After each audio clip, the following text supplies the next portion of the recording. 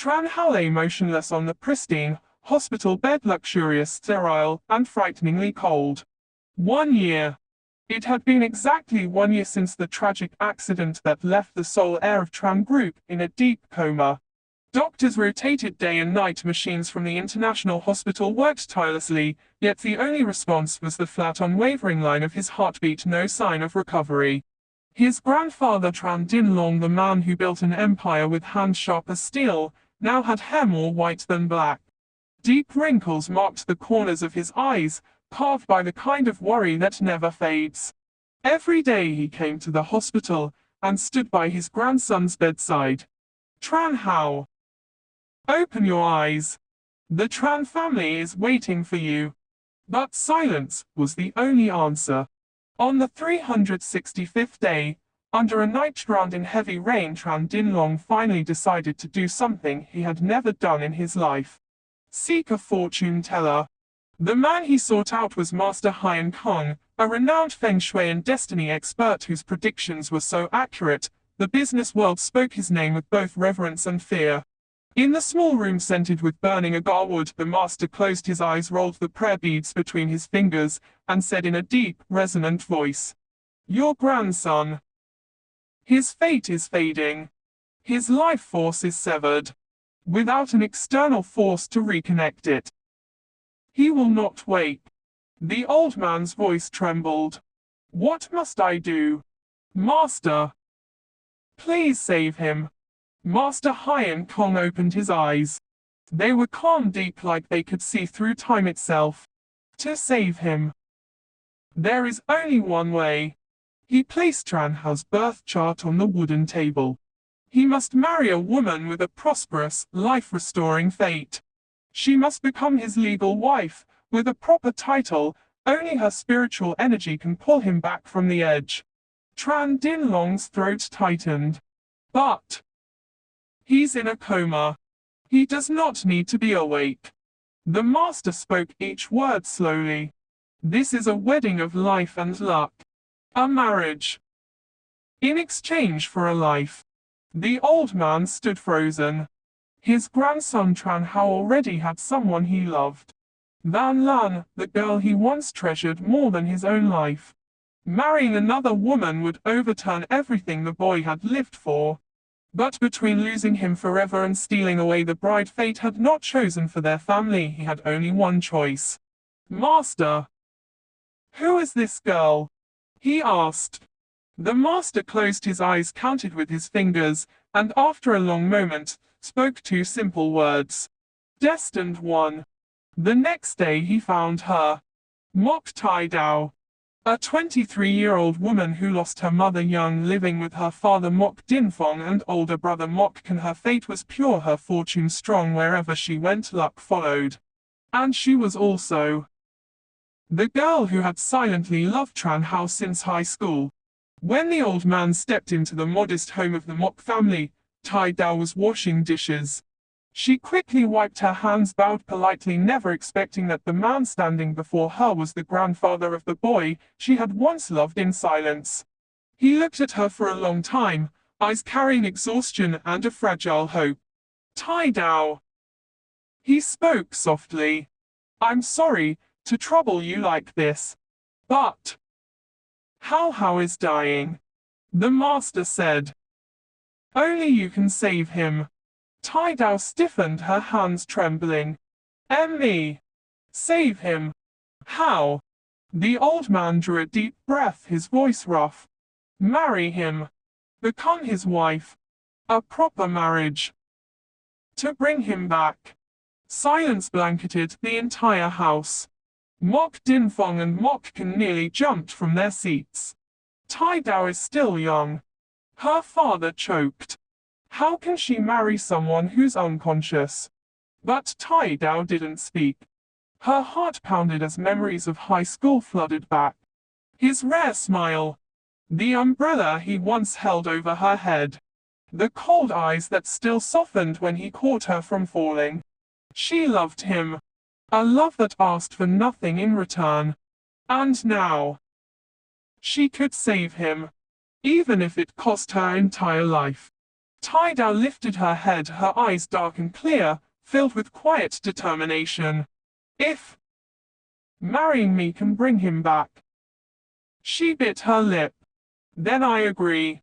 The old man froze. He had not expected someone so young to be so brave. Mok stood abruptly. Tai Dao, are you crazy? What about your future?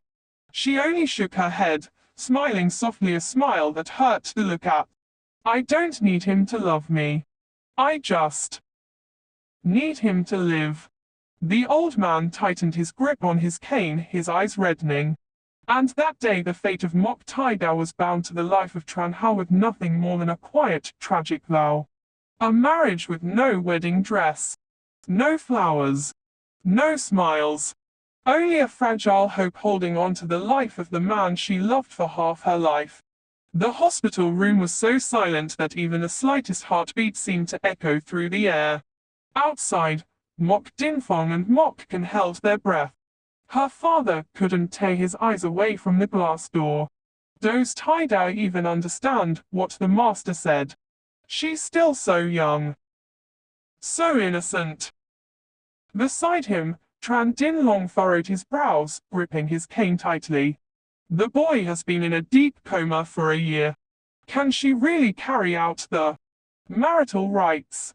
Master Hein Kong smiled, his deep voice resonating in the night. It all depends on the fate of the two. If she is steadfast, truly understands the meaning, everything will unfold naturally. No one can interfere. Those outside stood in tense silence, aware that tonight marked a life or death turning point. A tiny girl carrying the entire responsibility of sparking life into the man she loved, a task that should have been shared by two spouses. Inside the room, Mok Tai Dao sat by Trần Hạo bed, her heart pounding as if it would burst. Her body trembled, sweat beading on her forehead. Looking at him lying motionless, his pale skin under the dim lights, a strange and familiar fear gripped her. Fear that he might leave her forever, fear that she wasn't strong enough, fear of doing it wrong. The master's words echoed in her mind. To save your grandson. There must be genuine physical contact between husband and wife.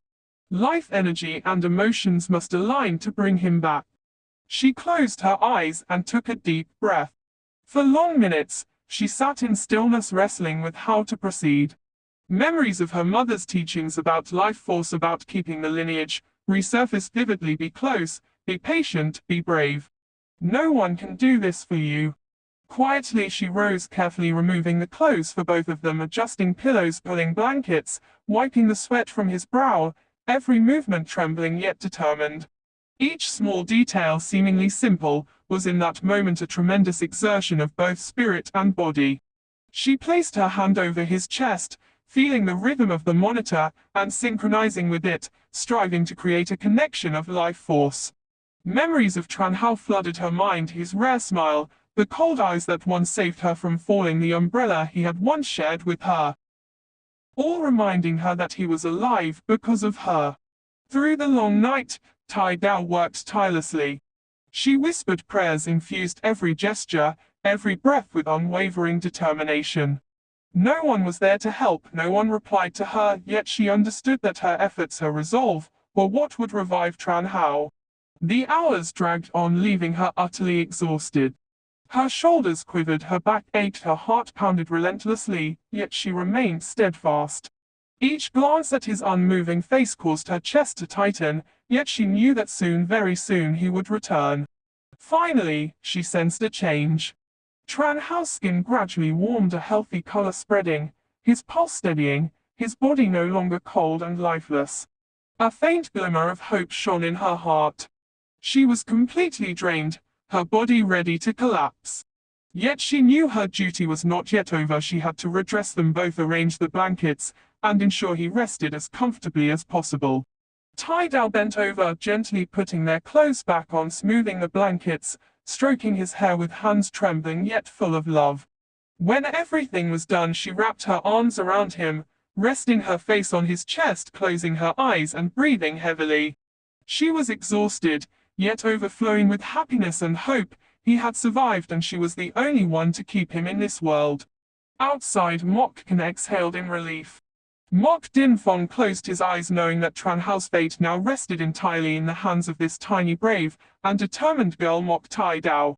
She whispered silently to herself, "You will live. You have to live. I will never let go." The wedding night passed quietly without fanfare or noise, yet it held all the love, sacrifice, and determination of a young girl, a night that should have been shared happiness between two, but now relied entirely on Tai Dao's effort. As dawn broke, sunlight fell upon Tran Hao's now rosy face. Tai Dao, exhausted yet blissful, knew she had completed the first crucial step, pulling him back from the brink of death and opening a new chapter in both of their lives. Outside the room, the air was so heavy that even a single breath seemed to be held hostage. Mok Dinfong and Mokkan stood side by side, hearts pounding. Her father couldn't take his eyes off the door, hands clenched tightly. Can this really work? Can the girl really do it? Mokkan remained silent, her face pale, fists tightened. "I don't know. But I hope he'll wake up." Tran Dinlong stood rigid, hands gripping his cane, eyes fixed on the glass. His silver hair brushed his shoulders, his gaze a mixture of worry and tension. Beside him, Master Hein Kong maintained a calm, knowing smile, his eyes deep and piercing as if seeing through fate itself. "Rest assured. Tran Hao is showing signs of recovery. At this rate, he will wake in just a week." Everyone outside froze, caught between relief and anxiety. 1 week. Just 1 week, and everything could change. They held their breath, afraid that even a single exhale might shatter the fragile miracle unfolding inside. The night wind rustled softly, and raindrops tapped against the tin roof. Inside, Mok Tai Dao sat by Tran Hao's bed, eyes half closed, listening to his steady breathing while trembling inside. She could feel the warmth returning to him, his skin taking on a healthier hue, a small yet crucial sign that life was returning. She smiled quietly, placing her hand over his chest, feeling each heartbeat. With every second, her own heartbeat seemed to synchronize with his, and hope surged within her more fiercely than ever.